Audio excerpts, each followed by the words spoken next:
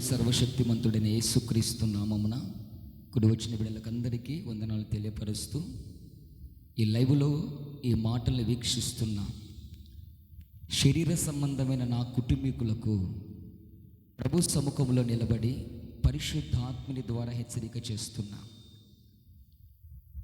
Clarity రాయన disturb లేకుండా చూసుకో. చాలా ప్రాముఖ్యమైన మాటలు. ప్రభు సముఖంలో నిలబడి ఆయన ప్రతినిధిగా, ఆయన దూతగా, ఆయన ఆత్మ నడిపింపగలిగిన వ్యక్తిగా ఈ మాటలు మాట్లాడుతున్నా. గడిచినటువంటి సంవత్సరము 40 days ఫాస్టింగ్ ప్రేయర్లో కుటుంబీకుల కొరకు దేవుడు చెప్పమని హెచ్చరిక చేసిన మాట. ఎందుకు నేను ఈ మాటలు ఇప్పుడు చెప్తున్నానంటే, వారితో మాట్లాడటానికి సమయాన్ని, ఆ సమయము కొరకు నేను వెళ్ళటం జరిగింది. కానీ వారు నాకు సమయం ఇవ్వలేనంత బిజీగా అయిపోయారు. కాబట్టి ప్రభు సన్నిధిలో ప్రార్థన చేసుకుంటూ ఎవరి కుటుంబాల్లో ఎవరెవరికైతే ప్రాబ్లంగా ఉంది అని చెప్పాడో వాళ్ళ భార్యలకో, భర్తలకో, పిల్లలకో ముందుగానే చెప్పేశారు.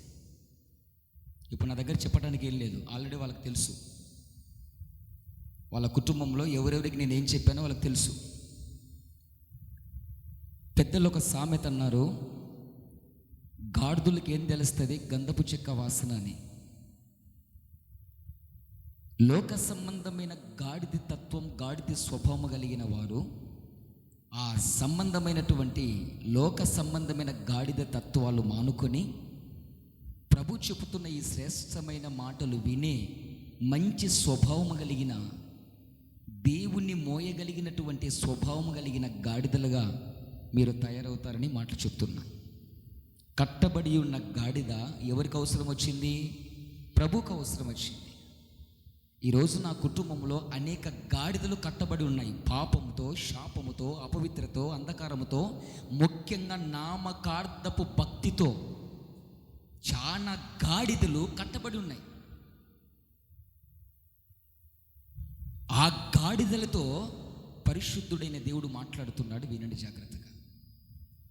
విత్ రెఫరెన్స్తో సహా మీకు ఇస్తాను, అప్లోడ్ చేసిన తర్వాత చదువుకో చేతనైతే.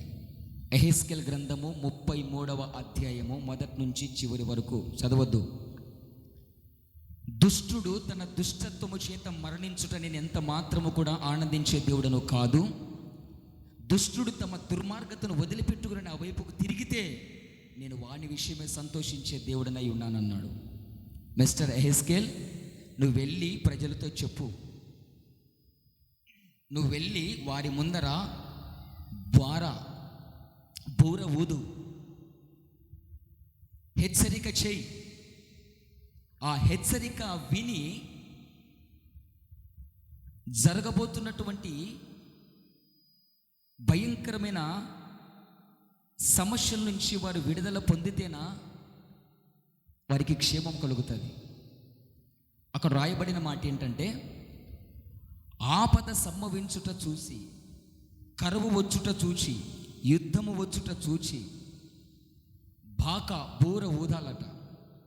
ఆ బూర ఊదితే వస్తున్నటువంటి ఆ యొక్క వైపరీత్యాలు, భయంకరమైన పరిస్థితి, ఆ బూర దేనికి హెచ్చరిక అంటే భయంకరమైన నాశన పాత్రుడైన పరిశుద్ధ గ్రంథంలో ఉంది.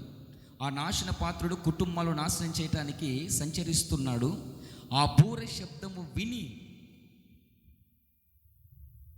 ఎహెస్కేలు ఊదే ఆ బూర శబ్దం విని ఎవడైతే అలర్ట్ అవుతాడో, జాగ్రత్త పడతాడో, వాడు మాత్రమే ఖడ్గపాలు కాకుండా తప్పించబడతాడు. దేవునికి మహిమ కలుగునుగాక. ఒకవేళ ప్రాబ్లం వచ్చినప్పటికీ, ఖడ్గం వస్తున్నప్పటికీ, మరణం వస్తున్నప్పటికీ అది చూచి కూడా బూర ఊదకపోతే తప్పు ఎవరిదట? ఎహెస్కేల్ యాజకుని తప్పు అవుతుంది. ఆమేన్. అరే హెచ్చరిక చెయ్యకపోతే యాజకుని తప్పు. హెచ్చరిక చేసిన తర్వాత కూడా వినకపోయినారనుకో, ఎవరి తప్పు? వాళ్ళది. హెచ్చరిక విన్న వాళ్ళది తప్పు. నా ప్రియులారా, ఎందుకు ఈ మాట చెప్తున్నానంటే, నా కుటుంబంలో, నా రక్త సంబంధికుల్లో నేను ఎల్లప్పుడూ నా భార్యతో పాటు కలిసి ప్రభు సముఖంలోనే చెప్తున్న మాటలు, ప్రార్థన చేస్తున్నటువంటి విధానం, మాది సేవకుల బ్యాక్గ్రౌండ్ కాదు, సేవకుల కుటుంబంలో నుంచి మేము వచ్చిన వాళ్ళం కాదు, తరతరాల నుంచి మాది సేవకుల బ్యాక్గ్రౌండ్ కాదు, తరతరాల నుంచి శాపగ్రస్తమైన బ్యాక్గ్రౌండ్ మాది. ఆ భయంకరమైన శాపగ్రస్తములో నుంచి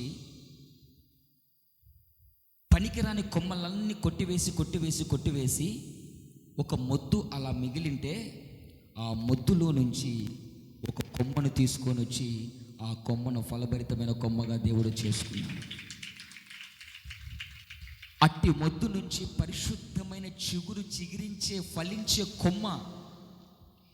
ఈ కొమ్మకు కుటుంబంలో ఉన్న బిడ్డలు ఎన్ని రోజులు దూరంగా ఉంటారో ఆ కుటుంబాలు మూడు బారిపోయి రాలిపోయే పరిస్థితి సంభవిస్తుందని దేవుడు హెచ్చరిక చేస్తే ప్రభు సముఖంలో చెప్తున్నా. చెప్పటానికి మనసు రాలేదు నాకు.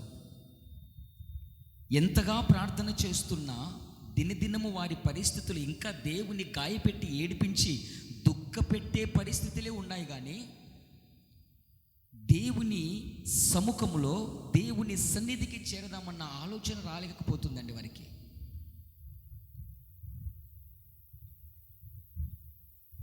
గన్ షాట్గా చెప్పే మాట ఏంటంటే కుటుంబాల కొరకు. అందుకే చూడండి, ఒక్కొక్క కుటుంబంలో, ఇది అందరికీ సంబంధించిన మాట, ఒక్కొక్క కుటుంబంలో దేవుడు ఒక్కొక్కరిని నిలబెట్టుకున్నాడట. ఆ నిలబెట్టుకున్న ఆ ఒక్కడు లేకపోతే ఆ దంపతులు వారి కొరకు, వారి కుటుంబాల కొరకు ప్రార్థన చేయాలి. భూ సంబంధంగా ఆ కుటుంబీకులు, ఆ రక్త సంబంధికులు, ఆ వంశపు వారు చేసే ప్రార్థన, ఆ వంశపు వారు ఎక్కడికైతే వెళ్తున్నారో ఆ సేవకుడు చేసే ప్రార్థన, ఈ రెండు పక్కన పెడితే కుటుంబాల క్షేమము కోరి నిత్య మహిమలో ఉండి తండ్రి కుడిపార్శ్వంలో కూర్చొని విజ్ఞాపన చేస్తున్న దేవుని ప్రార్థన. ఇప్పుడు ఎన్ని ప్రార్థనలు కలిసాయి? ఏంటంటివి? నెంబర్ 1, కుటుంబంలో ఎవరైతే రక్షింపబడతారో వారి ప్రార్థన. నెంబర్ 2, సేవకుని ప్రార్థన. నెంబర్ 3, దేవుని ప్రార్థన. ఈ 3 ప్రార్థనలు గనక ఆగిపోయినాయనుకో, ఈ 3 ప్రార్థనలు ఆగిపోతే, గమనించి జాగ్రత్తగా, లైవ్లో ఈ మాటలు వింటున్నారే, దేవుడు మీకు ఇచ్చిన సమయము, దేవుడు మీకు ఇచ్చినటువంటి టైము ముగిసింది. సంహారకుడు కుటుంబాల మీదకి దండయాత్ర చేసే దినాలు దగ్గర పడుతున్నాయి. ఈ మాటలు వింటున్న నా రక్త సంబంధికులతో, నా ఇంటి వాళ్ళతో మాట్లాడుతున్నా. ఈ 3 ప్రార్థనలు ఆగిపోయినాయి అనుకో, ఈ ముగ్గిట్లో ఒకవేళ కుటుంబంలో రక్షింపబడిన వారు ఒకవేళ ప్రార్థన నిర్లక్ష్యం చేసినా సేవకుడు ప్రార్థన చేస్తాడు. ఒకవేళ సేవకుడు నిర్లక్ష్యం చేసి బిజీ అయినా పరమ వైద్యుడు సర్వశక్తిమంతుడు అక్కడ విజ్ఞాపన చేస్తున్నాడు.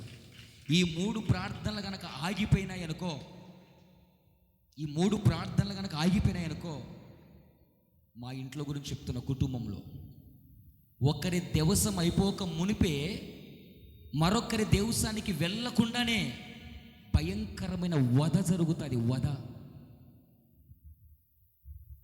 పలాని ఇంట్లో ఒకళ్ళు చనిపోయినారంట, ఆ ఇంట్లోకి పోయి కొద్దిసేపు రోధిస్తాం, వేడుద్దాం అనుకునే లోపే అదే ఏడుపు అదే ఇంట్లో జరుగుతుందట. హల్లెలూయా, దేవునికి మహిమ కలుగునుగాక. ఎందుకంటే మీ కుటుంబంలో మీ కళ్ళ ముందు ఉన్నటువంటి వాడిని సేవకు ఏర్పరచుకొని మీ కొరకు ప్రార్థన చేస్తూ మంచి మాటలు చెప్తుంటే ఈ మాటలు వినటానికి దొమ్మ పొగుడుతో ఉన్నారు చాలామంది. కళ్ళు నెత్తికెక్కి ఉన్నారు. చెప్తే అర్థం కాలేదు. మీదకొచ్చి పన్నాక ఎవడేం చేస్తాడు? కడుపుకు అన్నం తినేవానికి కొంచెమన్నా ఇంగిత జ్ఞానం ఉండాలండి. ఈడు ఎందుకు చెప్తున్నాడా మాకు? అరే, ఒకప్పుడు మా కళ్ళ ముందు ఇష్టానుసారంగా తిరిగి బెవరాస్ తిరుగులు తిరిగినోడు, ఒకప్పుడు ఈయన బతికేంటి, ఇప్పుడు ఈయన బతికేంటి, వీడు ఏదో చెప్తున్నాడు, వీని మాట విందామని ఎవడైతే ఈ మాటలు వింటాడో వాడు సంహారకుని చేతికి దొరకకుండా నా దేవుడు సంరక్షించి కాపాడుతాడు. దేవునికి మహిమ కలుగునుగాక. నా వ్యక్తిగతంగా మేము చేసే ప్రార్థనలు, ఆత్మ సంబంధమైన విషయాలు ఇవి వేరు, అవి వాటి గురించి చెప్పడంలే. నెంబర్ 1, మా కుటుంబాల్లో ఇటు నా భార్య వైపు, ఇటు నా వైపు కుటుంబాలన్నీ కూడా నా ప్రభు సముఖంలోకి రావాలా. నెంబర్ 2, మాకు జన్మనిచ్చిన ఊరు ఏదైతే ఉందో ఆ ఊరు శాపగ్రస్తంగా మారిపోతుంది. ఆ ఊరు వ్యక్తిగతంగా మేము చేసే ప్రార్థనలు, కన్నీరు కార్చే ప్రార్థనలు.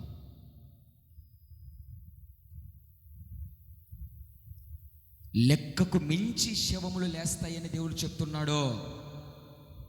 కపట నటనలు, ఇకార చేష్టలు మానేసి ఇక నుంచైనా ప్రభు వైపుకు తిరిగితే నాన్నాళ్ళు బతుకుతావు, లేకపోతే మధ్యలో ఎక్కడ తునిగి రాలిపోతావో తెలియదు. ఇది వరకు ఎన్నోసార్లు ప్రాణాపాయ స్థితిలో నుంచి దేవుడు నన్ను కాపాడుకుంటూ వచ్చాడు. ఎన్నోసార్లు నా దేవుడు ఇస్తున్న కాపుదల నీకు అర్థం కాలేదు, తృణీకరించావు. బిడా, రేపొద్దున ఏదైనా జరిగితే ఇక్కడున్న వాళ్ళకి చెప్తున్నా, నా వాళ్ళకు, ఎందుకయ్యా నా మొగినికి ఇట జరిగింది, ఎందుకయ్యా నా భార్యకి ఇట జరిగింది, ఎందుకయ్యా నా పిల్లోనికి ఇట జరిగింది అని ఎవరైనా అన్నారనుకో, దీనికి దేవుడు బాధ్యుడు కాదు. దేవుడు బాధ్యుడు కాదో. రక్షింపబడిన వారితో మాత్రమే ఈ విషయాలు నేను షేర్ చేసుకుంటే ఎక్కువగా. పందులకేం తెలుస్తుంది? పందుల ముద్దన వేయొద్దన్నాడు ముత్యాలు. అవి పందులు, ఆ పంది స్వభావం వదిలిపెట్టుకొని రావు. అవి ఆ పంది జాతి అంతేది, ఆ కుక్క జాతి అంతేది. దాని బుద్ధి అంత వంకర బుద్ధే. అరే, ఇంత భయంకరమైన ప్రమాదాల నుంచి దేవుడు మమ్మల్ని తప్పించుకొని విడిపించుకుంటూ వచ్చాడు కదా. దేవుని మాట విని ఆయన ఒక లోబడదాము, లొంగుదామన్న ఇంగిత జ్ఞానము లేని బతుకులు బతుకుతున్నారు నా ఇంట్లో చాలామంది, నా రక్త సంబంధికులు చాలామంది. రే, ఈ మాటలు అప్లోడ్ చేసి గ్రూపులో పెడతా. ఈ మాటలు విని బతుకులు మార్చుకుంటేనా మీ బతుకులు బాగుపడతాయి, కుటుంబాలు బాగుపడతాయి. లేకపోతే కుటుంబాలు వల్లకాడులాగా తయారైపోతాయి. ఇన్నాళ్ళు కుటుంబాల్లో అనుభవించిన ఆ బాధలు, వేదనలు, నిందలు, అవమానాలు సాలవా? ఎన్నాళ్ళు బతికినంత కాలం ఈ బతుకుతావు. మరలా ఫాస్టింగ్ పీరియడ్ రాబోతుంది. ఈ విషయాలు చెప్పడానికి కూడా ఇష్టం లేక మనసులో అలాగే ఉంచుకొని పంటి కింద బిగబట్టుకొని ఒక్కడిని ప్రార్థన చేసుకుంటూ ప్రభు సన్నిధిలో మూలుగుతూ ఉన్నా. ఇప్పుడు పరిస్థితులు అన్నీ చేదాటిపోతున్నాయి. ఒక్కొక్క మాట చెప్తుంటే ఇక చెప్పాల్సిన టైం వచ్చింది కనుక చెప్తున్నా. అవి జరుగుతున్నాయి కాబట్టి చెప్పడంలే, అవి జరుగుతాయని ముందే చెప్పాడు కనుక చెప్తున్నా. మరి ఎందుకు చెప్పలేదన్నా? వాళ్ళకి చెప్పలేక లేదన్నా, వాళ్ళ ఇంట్లో వాళ్ళకి ఆల్రెడీ చెప్పేశా. బిడా, పలానా వ్యక్తికి జరగబోతుంది, పలానా వ్యక్తికి జరగబోతుంది, కావలసిన వాళ్ళని అడగండి. సమయం ఇవ్వడం లేదు. ఈ మాటలు విని మర్యాదగా దేవునికి లోబడి బతికిన శేష జీవితము, రక్షణ, మారు మనసు, పాపక్షమాపణ పొంది బాప్తిసము తీసుకుని నూతన సృష్టిగా నీవు అయితే నా దేవుని సముఖంలో నీకు స్థానము దొరుకుతుంది. లేకపోతే నీ ఆత్మ వెళ్ళకూడని స్థలాలకి వెళ్తుంది. మిగిలిన నిర్ణయము నీది. ప్రభు ఈ మాటలు నీ హృదయంలో భయాన్ని పుట్టించి నీ దిశ నిర్దేశాలన్నీ ఆయన వైపుకు మార్చునుగాక.